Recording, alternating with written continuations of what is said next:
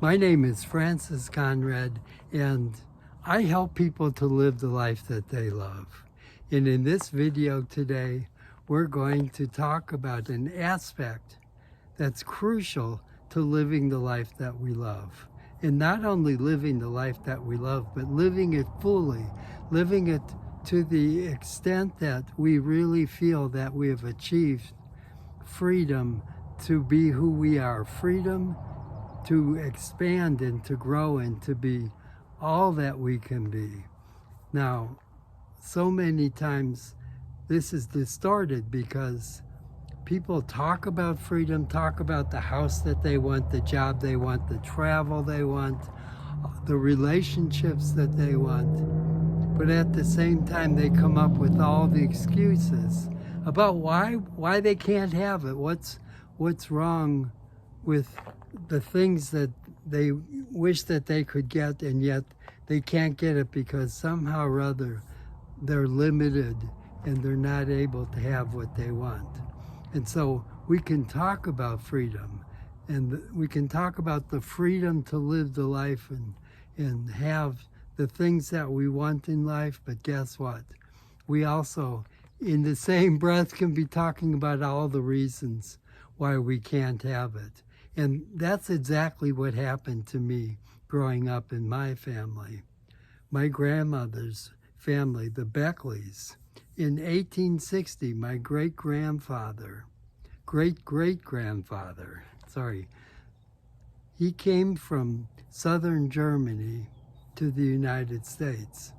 And at that time, I'm sure that there must have been a great sense of freedom and accomplishment in that move, going across the ocean in order to get away from a life that our family felt restricted and limited them. And there were basic problems in their mind if they stayed in Germany.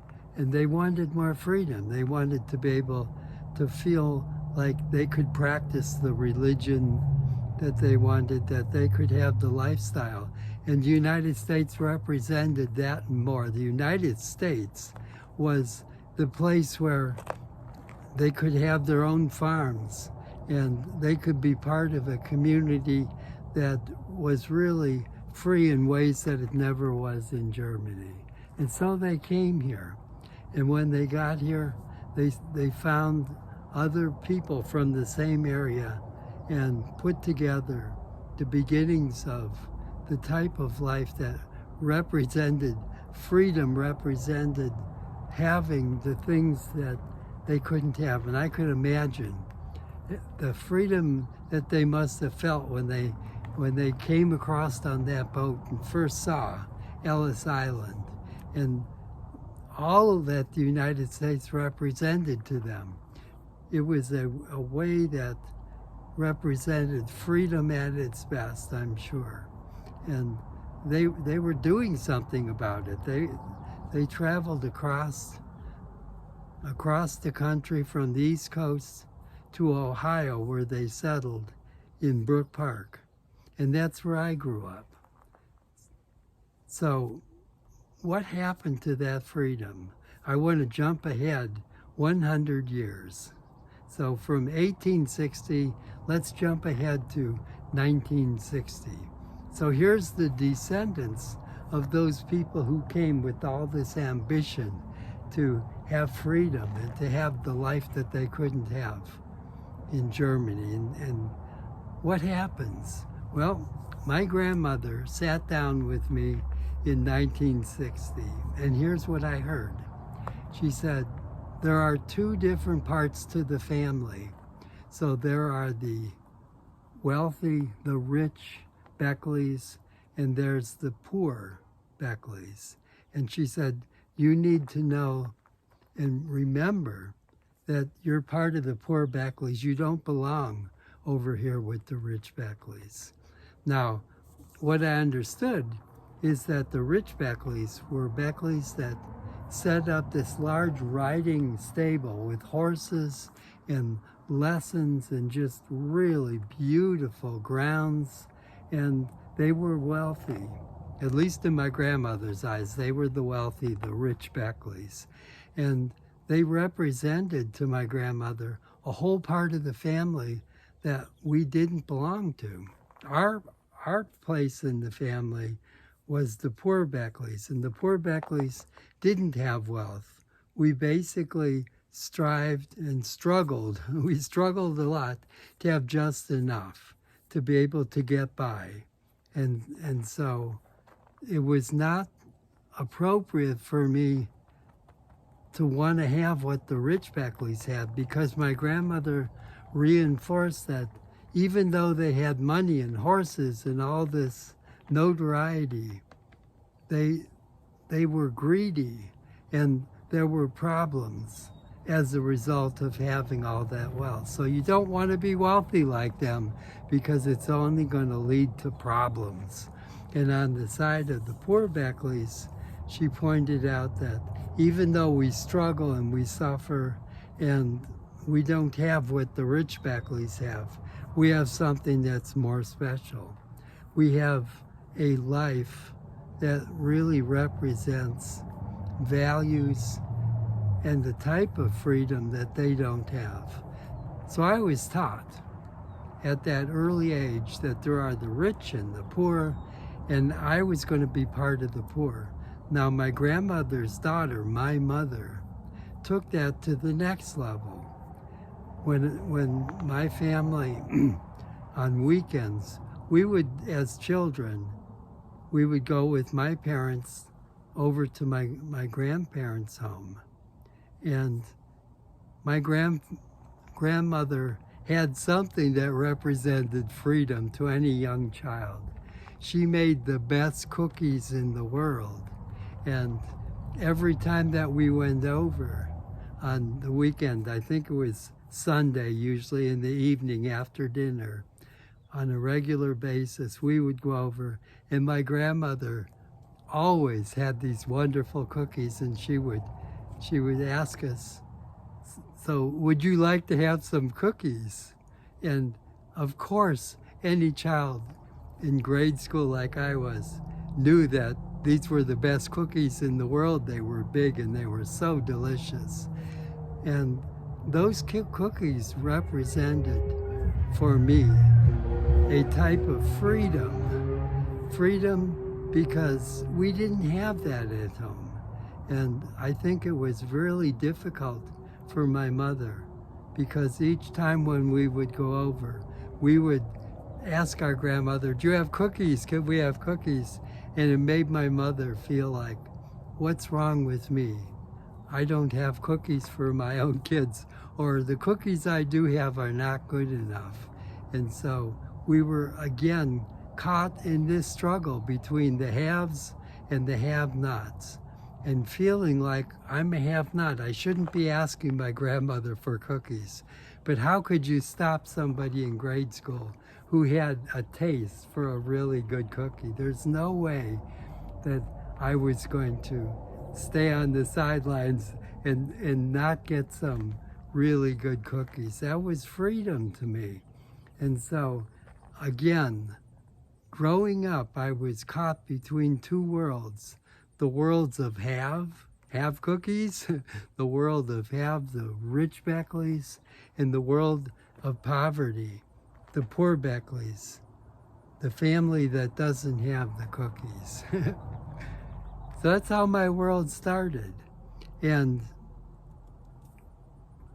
I really, on some level, because I was exposed to that side of the family where there was such a thing as wealth and things that I wanted and didn't have in my world, because I was exposed to that, I think it really made me feel like, why can't I have that? Why do we have to be the poor Beckleys? And I think I began to suspect that there was something wrong with that way of thinking. And there's a story that I heard when I was I was out of high school, and so I was in my years of college. It was in a sociology class, and we learned about this young man who went from day to day looking for food in the garbage so that he could survive.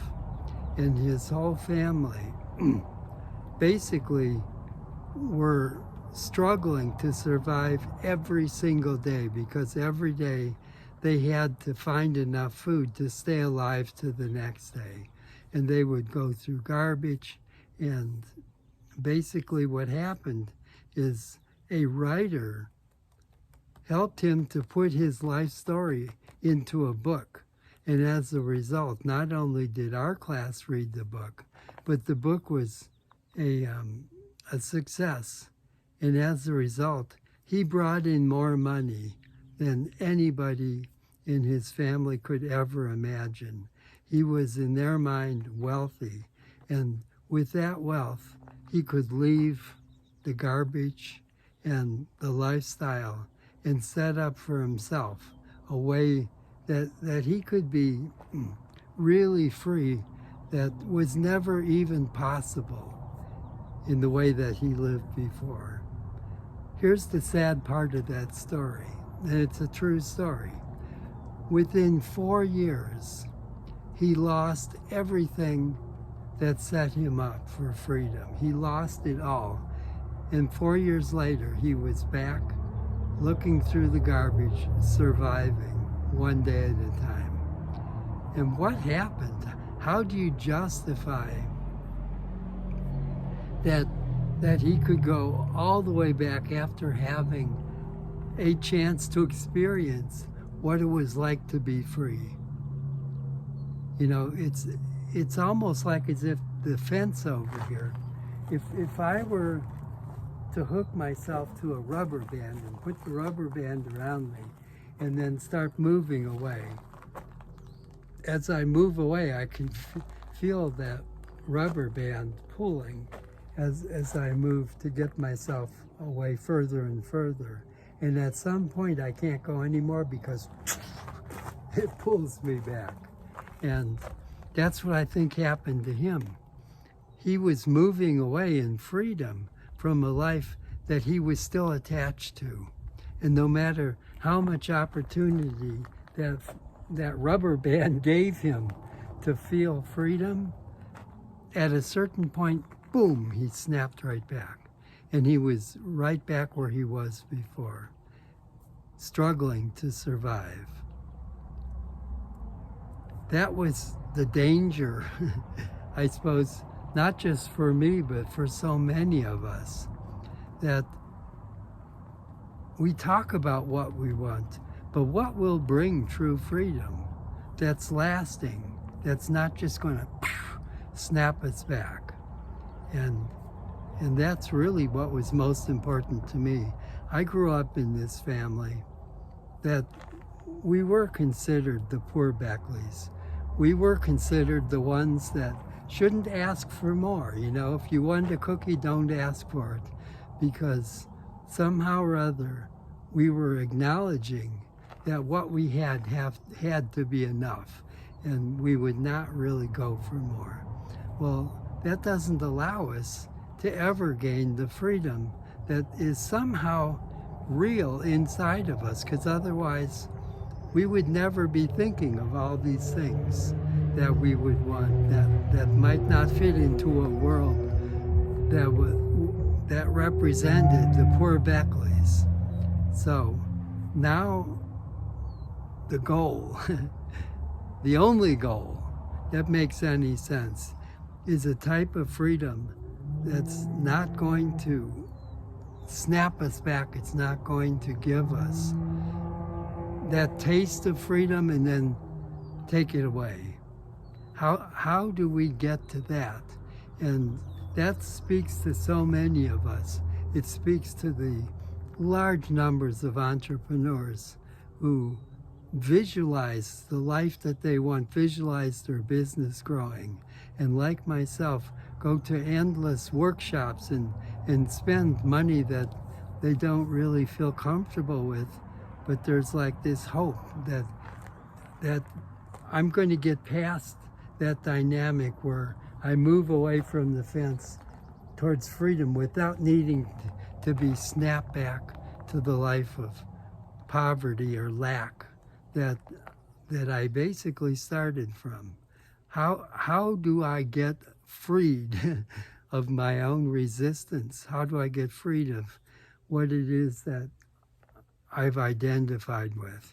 Because obviously if I keep that identity, no matter how far away I get, I'm still that person that I thought I was where I started. How do I get that freedom and ability to be in a situation that I no longer identify with the culture that I grew up with my own family heritage? How do I get free enough that I have the life that opens up and continues to expand? I know it's possible. We've all heard the stories. There's so many people who have made a life for themselves. So we know it's possible. And we have to find our own way.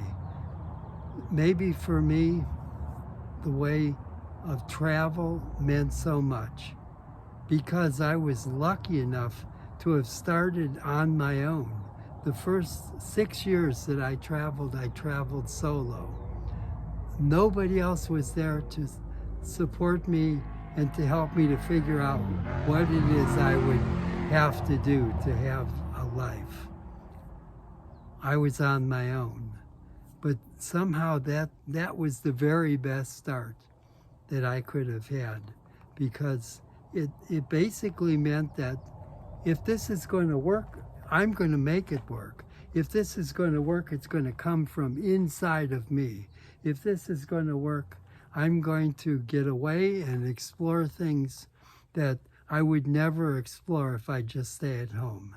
Freedom to me meant get away from my culture, get away from my family, get away from those stories that I'm a poor Beckley, get away from that training that says don't ask for the cookies that you want. Get away from all of it, just like my ancestors who left Germany, and get on that boat and get away in so far away that I can begin to explore what is possible for me. And I don't want to give it up. I don't want to be like my ancestors who basically told me that there's two different types of Beckleys. That's not true. There's only one type of Beckley, and that's the kind that's inside of me. It's the Beckley that says, I want to be free. It's the Beckley that draws the line and says, that's it. I'm not going to go back to that old way of being anymore. It's the Beckley that stands strong, even when it's scary, stands strong even when I have no idea. You know, when I put that money down on a workshop or a training to learn how to build the business I want, and says, even if this doesn't look like it's working, I'm not going to quit until I get what I want. I'm going there. I'm going all the way. As my last coach and I worked out, I'm all in. There's no other place for me. There's no halfway place. It's all in, and it's no longer a limited version. It's all into the version that I really want. I'm going to eat the cookies that I like, and that's sort of a symbol for I'm going to live the life that I want. I'm going to have the kind of house that I want, and mostly I'm going to be able to experience a life that represents the values and meaning that really acknowledge who I am. So solo travel was my way to take that old story, the family culture, and literally throw that one overboard. When I was leaving the country to travel on my own, I would like to believe that I was throwing overboard the things that no longer represented me, things that weren't true. And when I got off that plane in a foreign country, I wasn't foreign at all. This was like coming home to being the kind of person that can go into any situation and be resilient. I'm not going to snap back to that fence. I'm going to be resilient. If I snap, I get up again. And when I get up, I move towards what it is that I want, and I don't let anything stop me. That's the kind of groundedness, the rootedness that I think is in my bones. It's in my blood. It's in who I am. But I believe it's in everybody. If you're not living the life you want, it's in there. And it won't let you rest, because we're here to live that life that represents us. We're here to be ourselves. We're here to expand and grow. And nothing at all is going to stop that, as long as we pay attention to that part inside of us that says, I'm in. I'm not just in, I'm all in. And that says there's nothing out there that tells me who I am, because who I am comes from in here, comes from who I am inside. So freedom for me, there's nothing like it, there's nothing better, and it never stops. Every level of freedom that we attain, there's always something bigger, something beyond us, something that attracts us even further into what? Into that expansive sense of who we are. So I feel like, I really went as far as I could for today. But there is no end to it, is there? Freedom is always freedom for more. And in order to have the life that we love, the place to start is to walk away from that which does not represent us at our best. And even if we fall down, we get up again. And if we fall again, there's no end to it. We're resilient creatures. And eventually we'll be getting up from places that are so far beyond what it was that we initially thought we would never be able to achieve. So this is my wish for you, and this is what it is to have the life that we love. Thank you for giving me this opportunity to talk about freedom. It's close to my heart, and I'm sure it's close to the heart of all of us. It's a universal. And what I'd like to do then is suggest that those of you who like this video, go down below and click like, leave comments, and I want to wish you all freedom. Thank you.